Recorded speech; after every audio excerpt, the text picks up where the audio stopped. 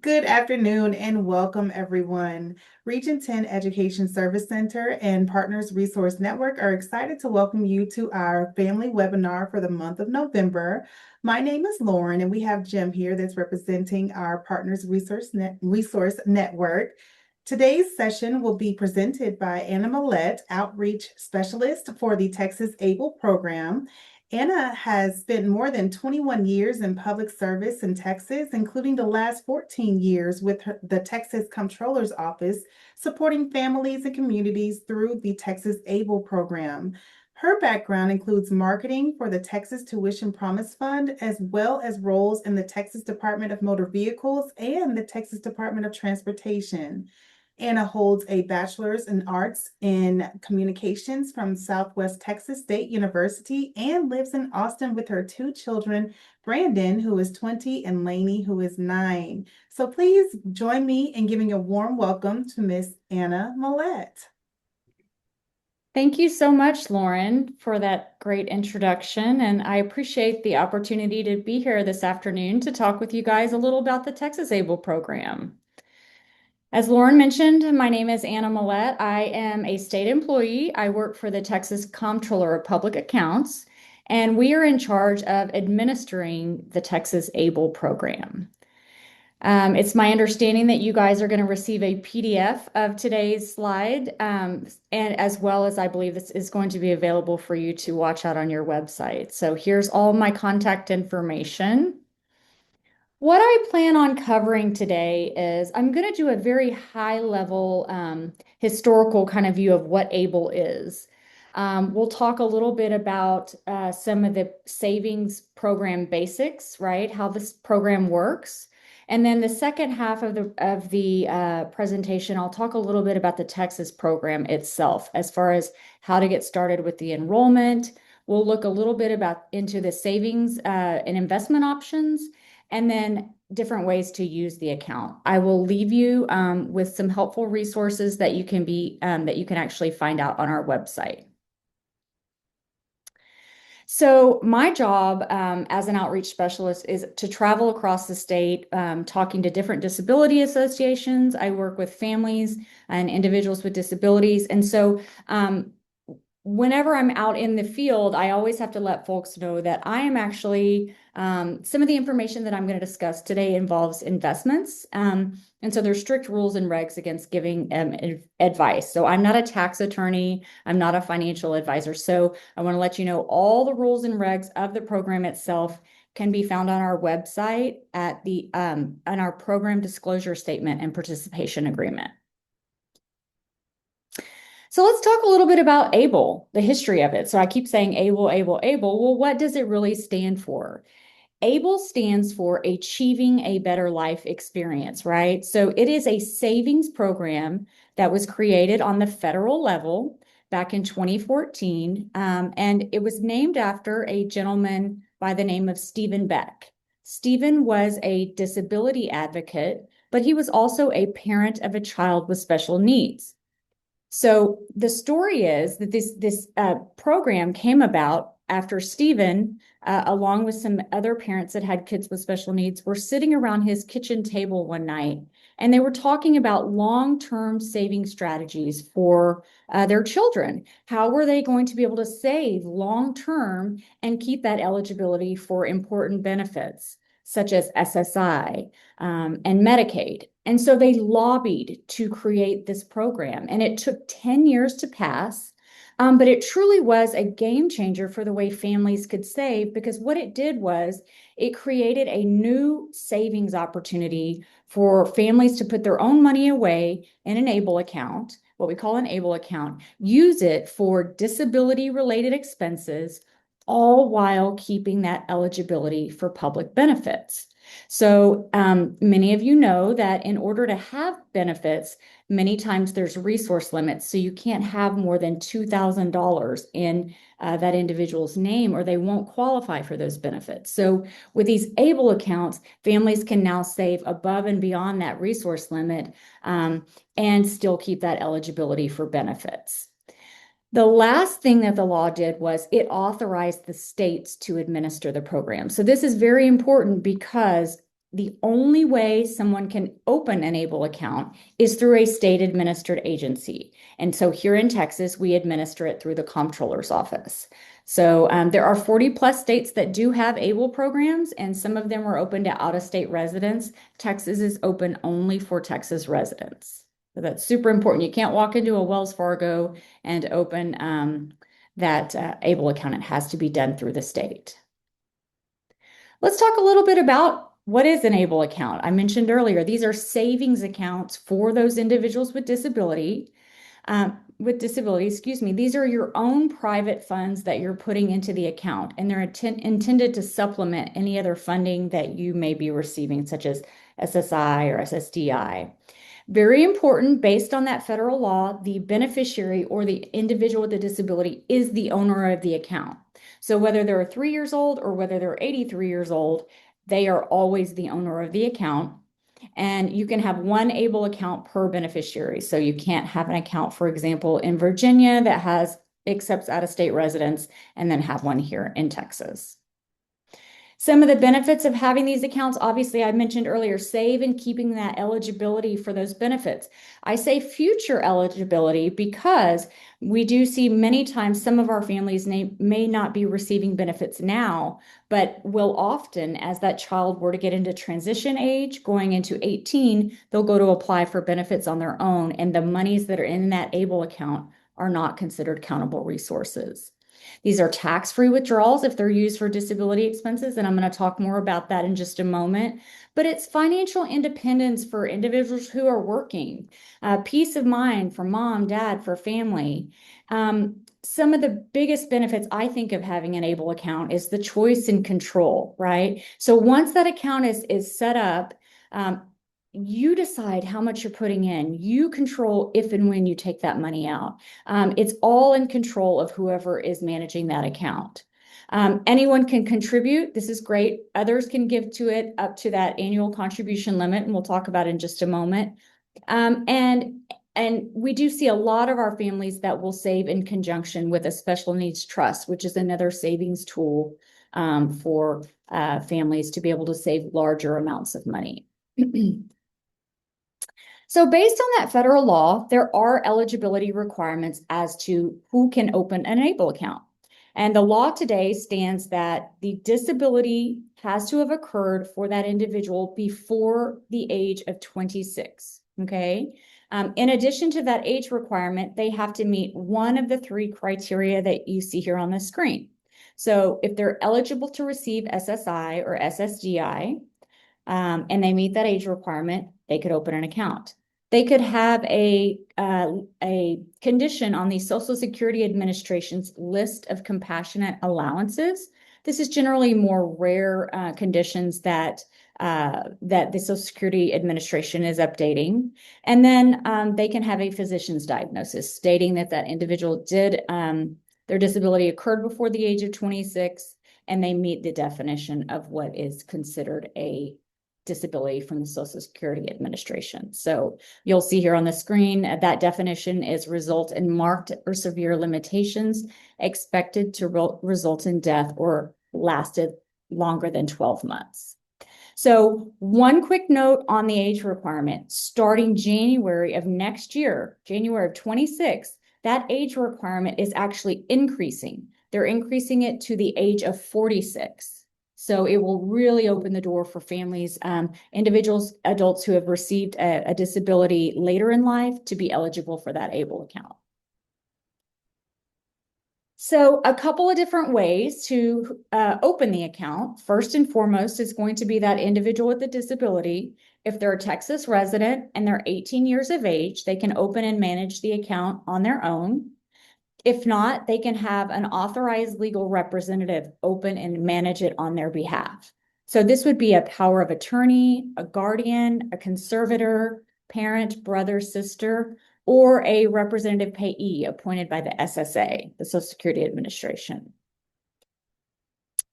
Based on that federal law, there are contribution limits as to how much can be saved in an ABLE account.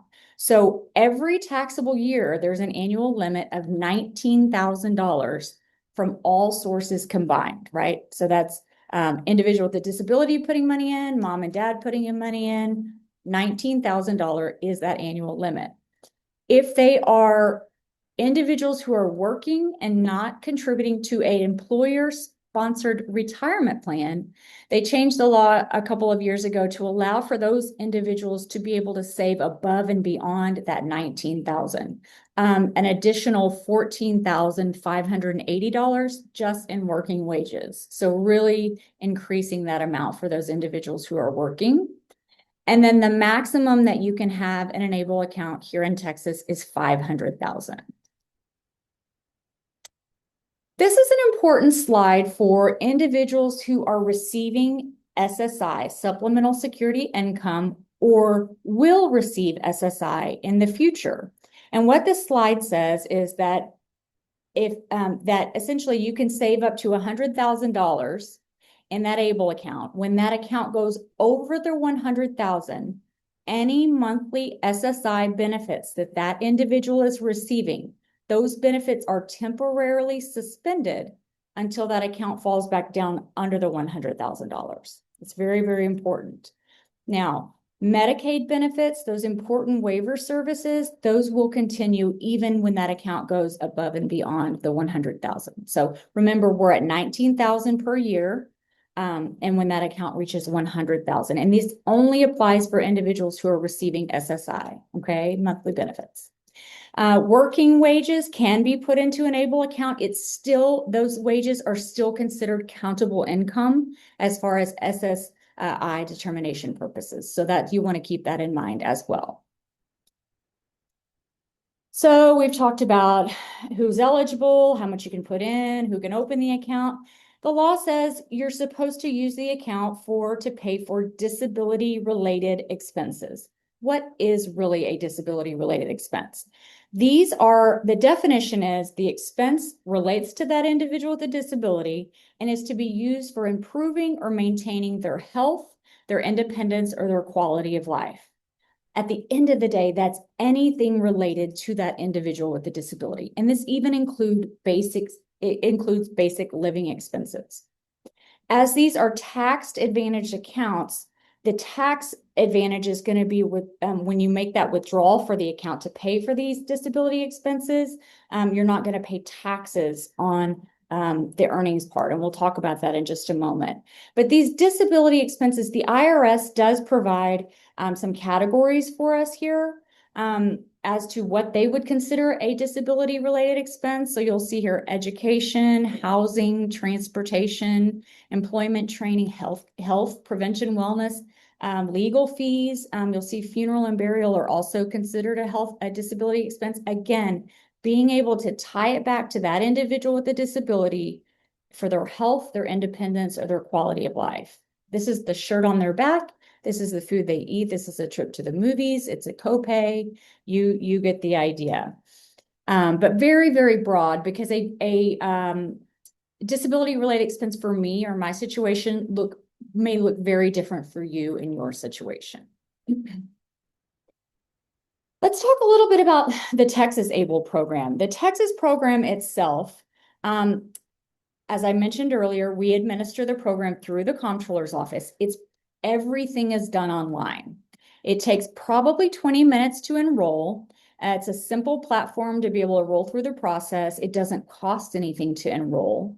But when you get ready to make that first contribution, it is a minimum of $50 for that contribution. And then a subsequent contribution above that has to be a minimum of $25. So it's relatively low cost to get started.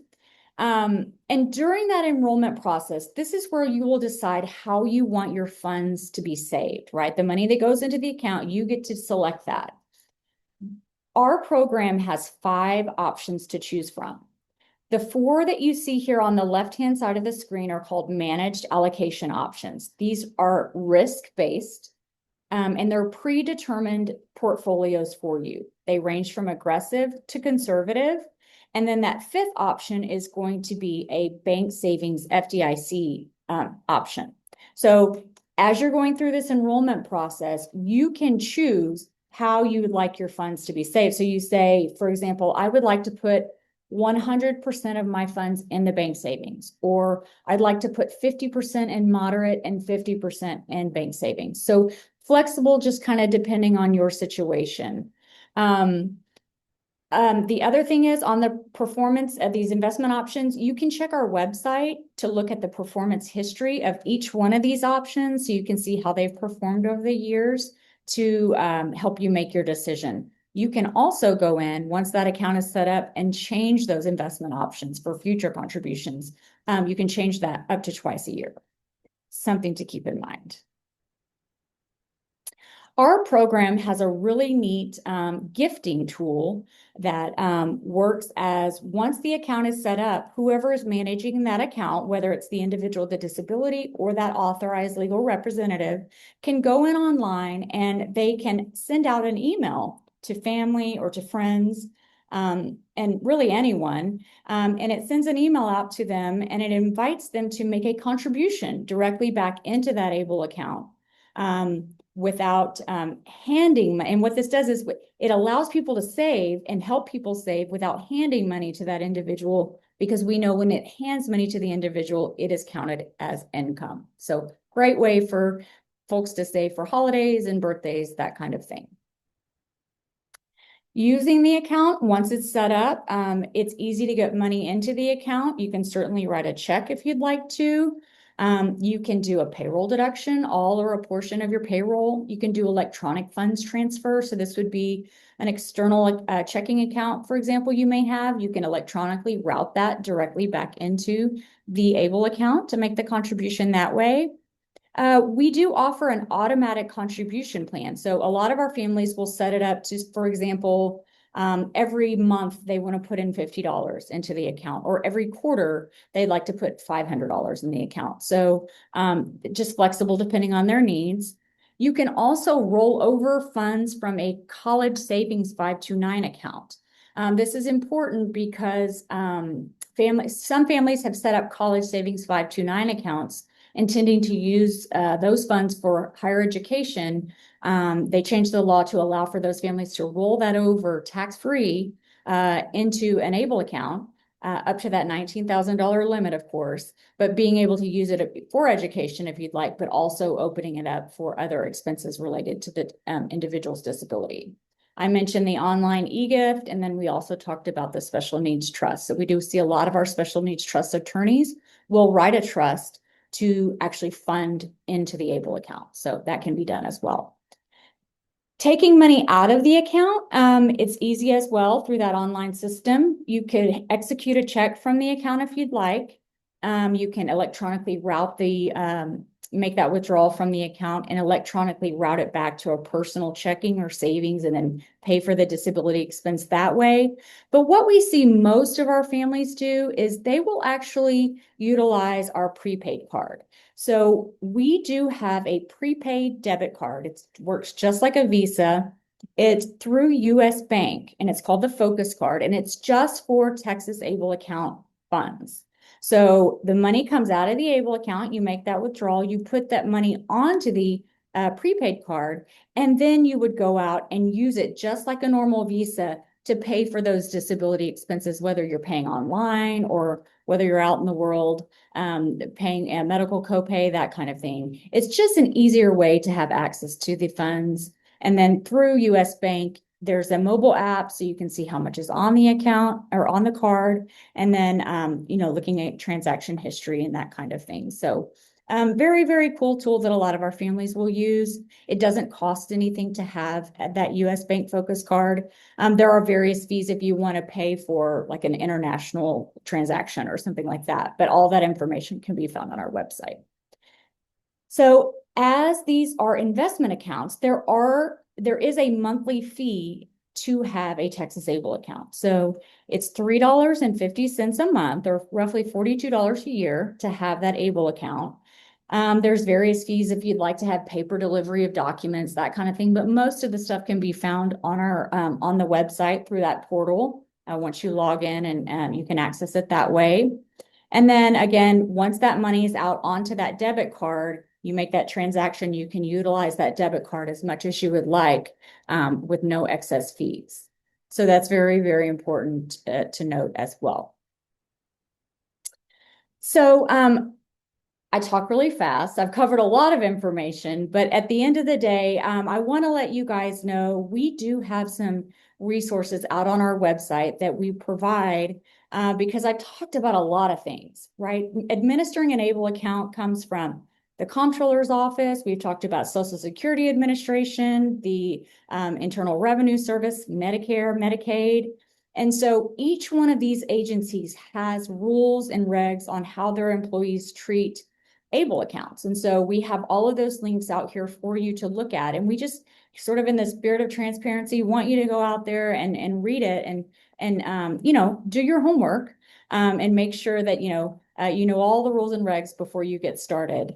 The last link there is the ABLE National Resource Center. This is a really good website for sort of all things ABLE, right?